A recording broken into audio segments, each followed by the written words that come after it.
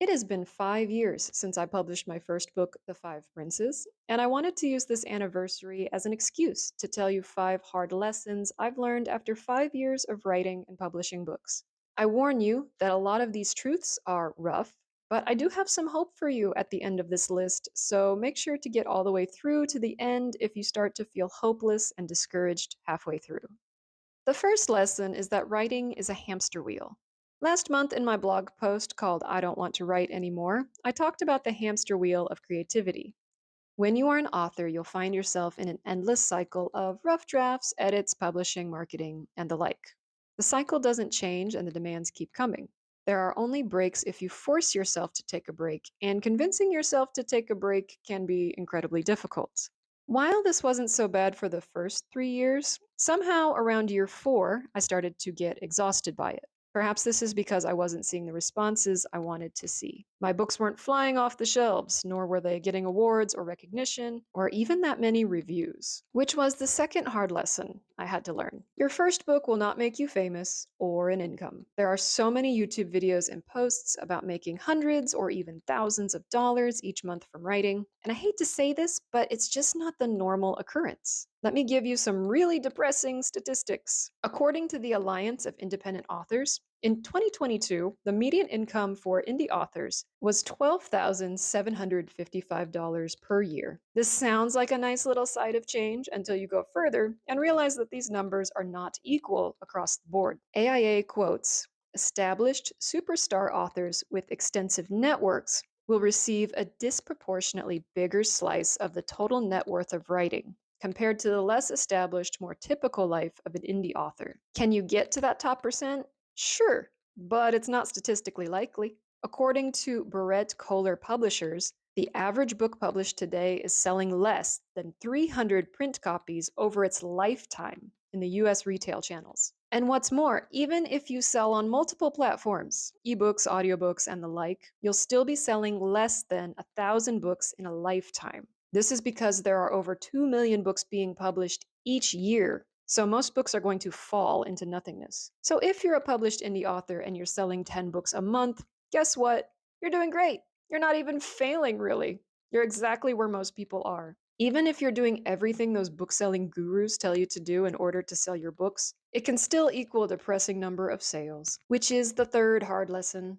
You can do everything right and still not be successful. Success has a lot to do with being in the right place at the right time, with the right skill sets and the right appeal. If you have any experience with content creation, such as YouTube or TikTok, you'll know how hard it is to hit the algorithm in a way that gets views. In the same way, writing books has its own difficult algorithm that can be studied and attempted, but not always cracked. You can check off all the boxes when it comes to eye-catching marketing, a stylish book cover, solid writing, engaging social media, and you could still only be getting a few sales per month. Even if you do everything right, it doesn't mean you'll see the results you want. I've spent 5 years trying to figure out different kinds of book marketing to get views and sales, and it comes back with bitter results. It's part of the business, I guess. And it stings more realizing how much money I've spent on book production and marketing only to have few sales. Which is the fourth hard lesson. The publishing and marketing process is incredibly expensive. The reason I became an indie author was because of time. I didn't want to waste years trying to track down a literary agent, only to wait for the literary agent to find a publisher who would make me rewrite my entire story to suit their creative vision instead of my own. So I decided that indie publishing was the best for me. I wish I had known, however, that it would cost $2,000 to $3,000 to publish a book.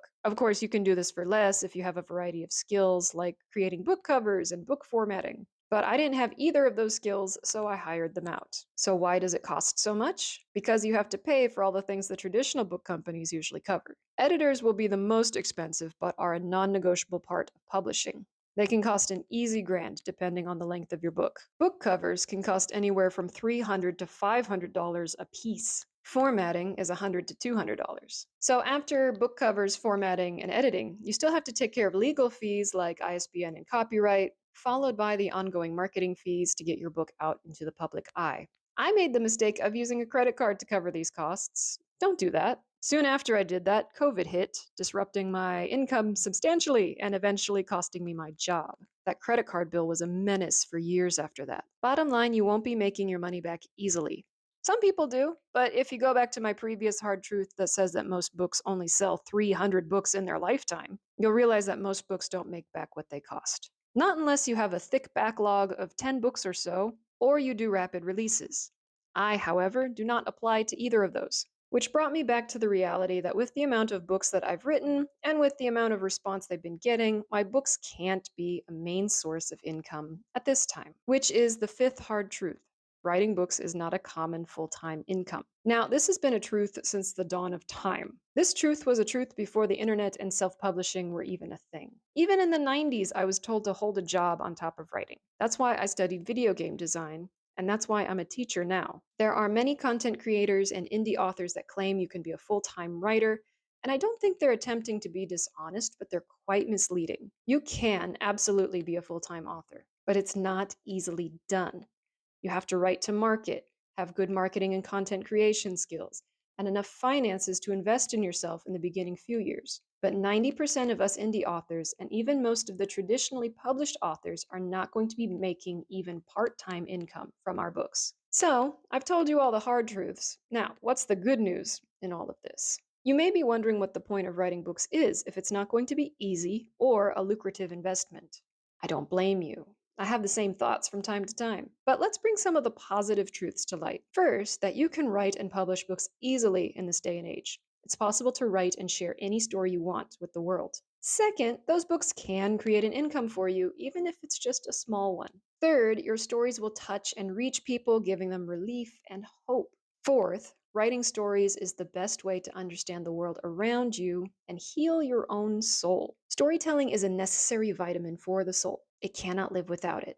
Storytelling is how we build hope, empathy, wisdom, and spirit.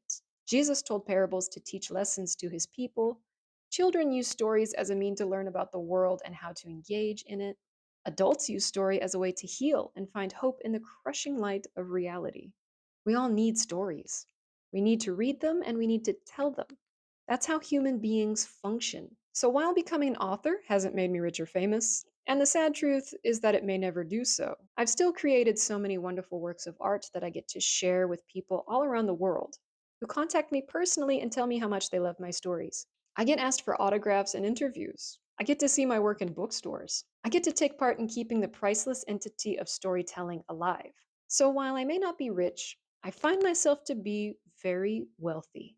Anyone who writes can experience this wealth as well. Why do you want to be a writer? Were any of these truths hard to swallow? Tell me your thoughts in the comments. Subscribe to my YouTube channel at Otome Author and my blog, buymeacoffee.com/AutomeAuthor for more storytelling and creative writing tips and workshops. You can see more about myself and my works at my website, deidredewitt.com.